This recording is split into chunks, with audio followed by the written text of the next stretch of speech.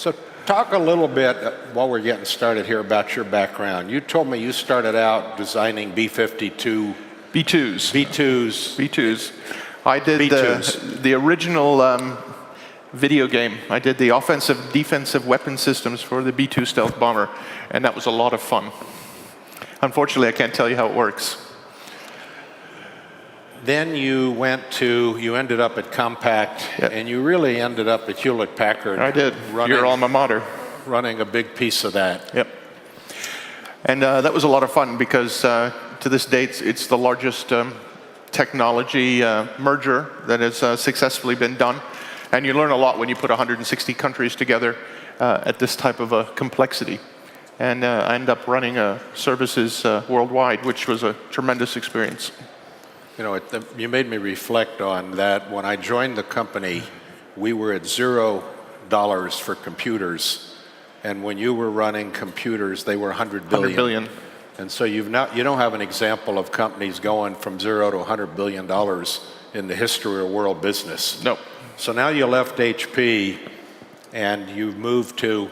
Telecoms, where it's at. And what made you do that? Well, I think ubiquity is something that you just need to believe in. It's kind of like religion. You either believe it or you don't. And I absolutely believe that being able to access technology anywhere, anytime is the future. And I had the opportunity to get advised by some pretty smart people that kind of told me where the trends were going to go and where technology is going to go, and the sheer opportunity of creating new business models and new opportunities with the new technology that will be coming. For instance, here in Germany, one of the leading countries in rolling out LTE worldwide. And I would say in the next 6 months, many of you that live here in Germany are going to be hearing a lot more about LTE and how phenomenal the speeds are. The experience is really overwhelming. So you're sitting here, by the way, just having done a phenomenally successful IPO. No, thank you very much. What'd you do, We did 1.5 billion euros for 22% of the company, and today it's the largest IPO in Germany since 2007. Good. I hope that's a harbinger of great things to come. Yes, thank you. So you're sitting here with 25 million users. That's right. How many telcos are there in the EU? Unfortunately, there are too many. There's about 100 telco operators in Greater Europe. So you've got, what, 600 million people? That's right. You've got 25 million, and you've got 99 other competitors going after the rest of them.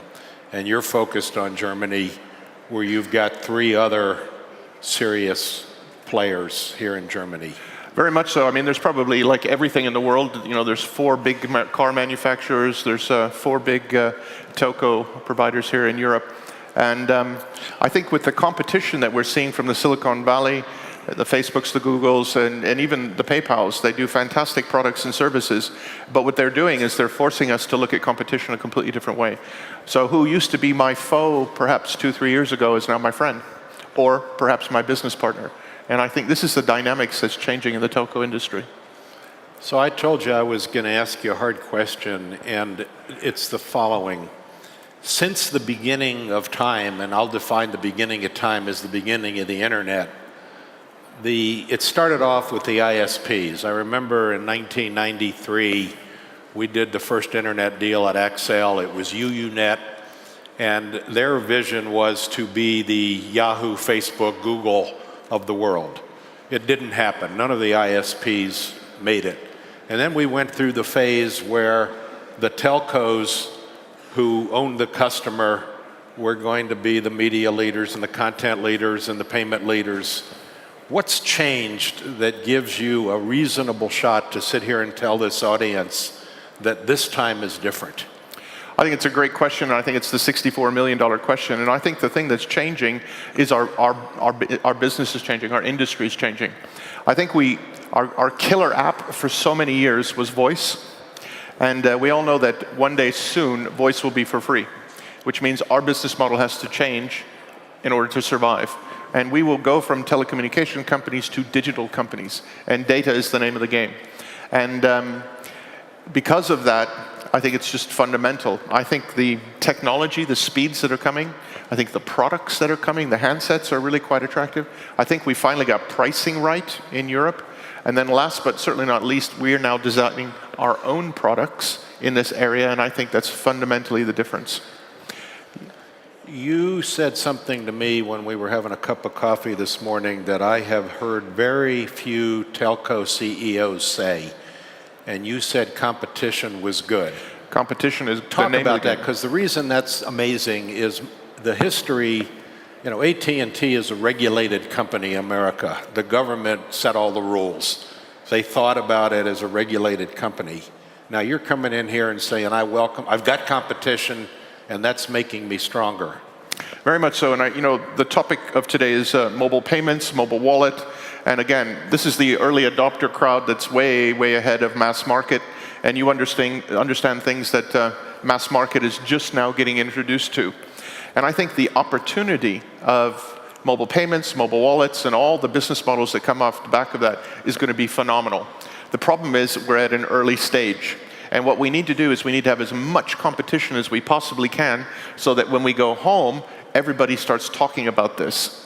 And when people start talking about this, that's when you actually start seeing consumer trends, and that's when you start seeing consumer behavior change. And that's why I think competition is fantastic. And I think it's only through competition can you really influence society going forward. So one of the other reasons that you kind of got my attention this morning was you told me about a new app you had done. That's right. And if I lived here, based on the app you told me about, and having two daughters who don't live at home, I would have this app just for protection. What is it? So today we're launching an app called Person to Person. So basically you can transfer money to another person and vice versa, and that person can use that money. It sits on our application called M-Pass, and it's a phenomenal product. We are going to limit in the short term that people will get the opportunity to spend up to 2,500 euros a year, but clearly that will expand as the business expands and the credit worthiness of the individual goes forward. And we've taken a little bit of a concept of our prepaid idea where you top up your account. So from a risk point of view, we don't have the credit card risk or the banking risk because the money's already in your account. And I think this is going to be a phenomenal opportunity.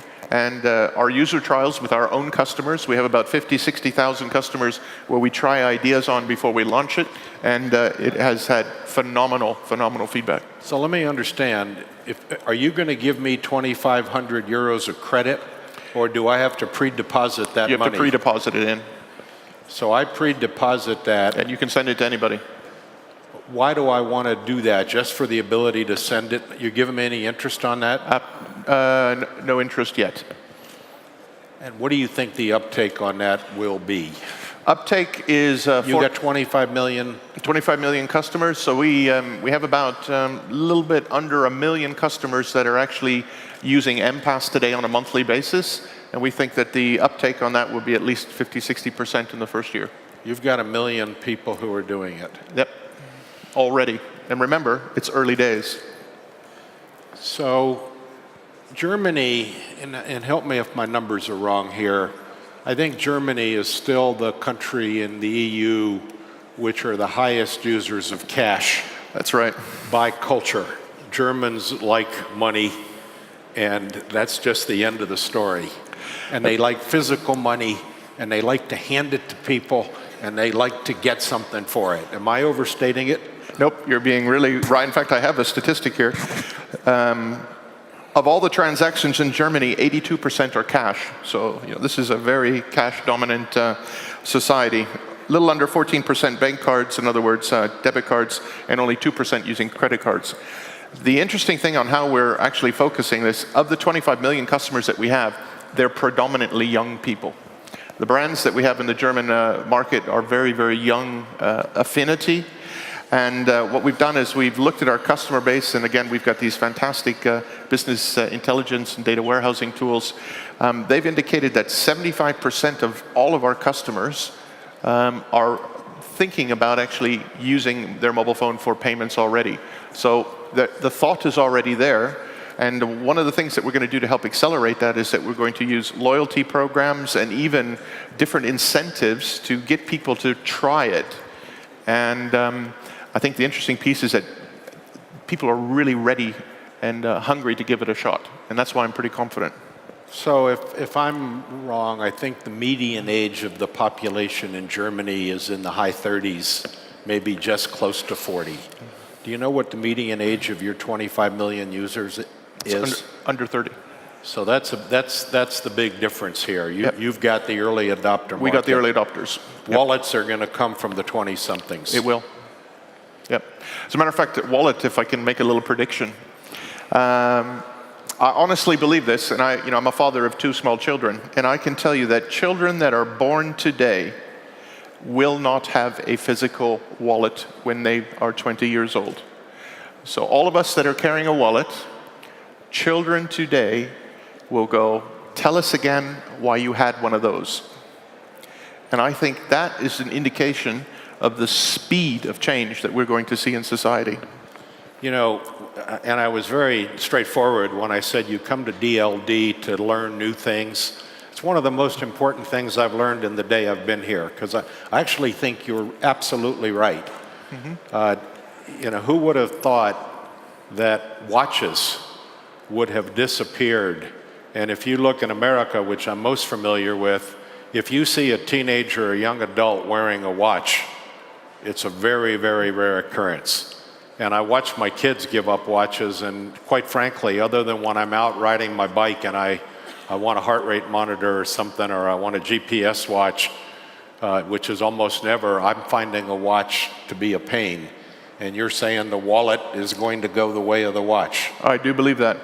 And I agree with your point about a watch. Some statistics that, again, we monitor is that 60% of our customers actually don't even have a watch or a clock. It's actually their mobile phone. And it just shows you, again, how society is changing. So I think we'll open this up to the audience here for a minute for questions. But the rule in the change business is, and I think this has happened for every major disruption that I've seen, is it takes about 10, maybe 15 years for things that we talk about to really happen.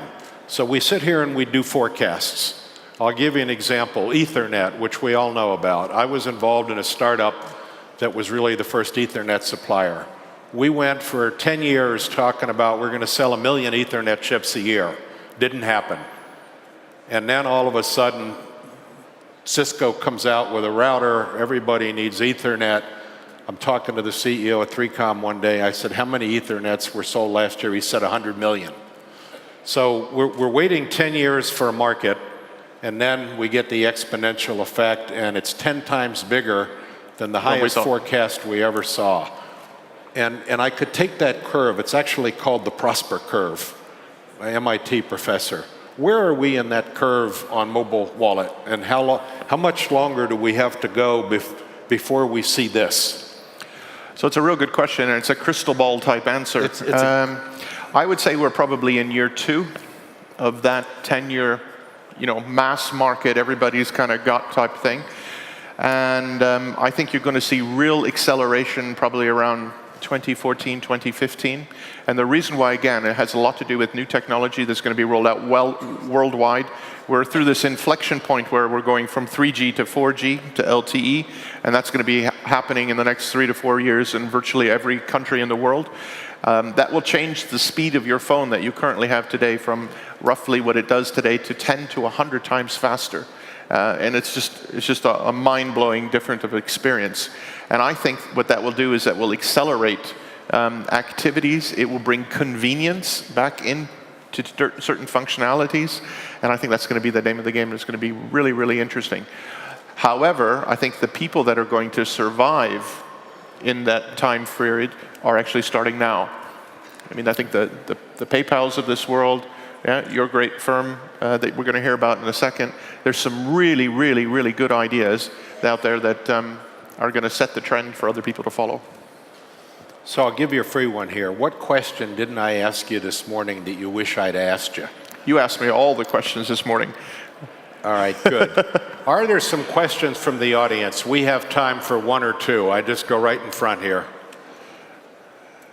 Stand up and shout. There you go. We're doing all right. If the operators are going to be the financial institutions within boundaries, who will be the Visa, MasterCard, which will enable transactions cross boundaries, cross borders, like Visa, MasterCard for mobile payments? Believe it or not, the existing ones. If I understood your question together, who's going to do the backbone and the financial cards? The same companies that are doing it today. Visa is predicting that 50% of all their global transactions will be through a mobile phone by 2020. So we're partnering with all the people that are already well-established providers of these services. And there's a whole bunch of things that I think we've all learned is that if other people do things really, really well, you don't have to do it. Why don't you just partner with them? And I think the ecosystem is what we're talking about, is how do you create these ecosystems where everybody is part of that value chain, and how do you actually put it together? So I'm really quite bullish on the people that are already doing the business. That's actually a very, very important question. Thank you. So let me make sure I understand. You've got 25 million customers, a million of them using it. One of them gets on the plane, comes to Silicon Valley on vacation. He's used to his mobile wallet. He'll be able to use it in a local store seamlessly, like he does his credit card. Correct. Interesting. One more quick one. Right there, Dr. Collin. What's the future role of banks in that context? Future role of banks in that context. It's really interesting because it can go one of two ways. First of all, I think banks have got an integrity issue because of the financial crisis that we're in the middle of. Certainly, we don't feel it quite as much here in Germany, but if you go to the UK, the US, if you go to Spain, you're pretty pissed off at banks right now. So there's an opportunity for somebody to grab loyalty and integrity. And I think the call is to see who will that be. However, there are banks that can redeem themselves, and I think you're going to see who those are in the coming years as well. But I think banks are on shaky ground. I would answer your question slightly differently in agreeing with what he just said. If his young children don't have a physical wallet, do they need a physical bank, and will they ever walk into one? I don't think either of my two daughters, one is whom 30 and the other's 25, have been in a bank more than once in their life. And so I think, you know, you and I know each other 18 years. We talked about the disintermediation and disruption of media. If you look at how we're thinking about it in Silicon Valley, the next one is retail, and the next one is finance. And the opportunity to disintermediate retail, we still got 95% left. Amazon has only got 5 to 10% of the market. And then one behind it is financial institutions. If we had another hour, I would tell you about an amazing set of startups, of which you're one. Yep. Your money transfer app is the beginning. You know, today my alternative is go to Western Union. Yep. So, again, thank you very much for sitting up here, and we appreciate it. Thank you.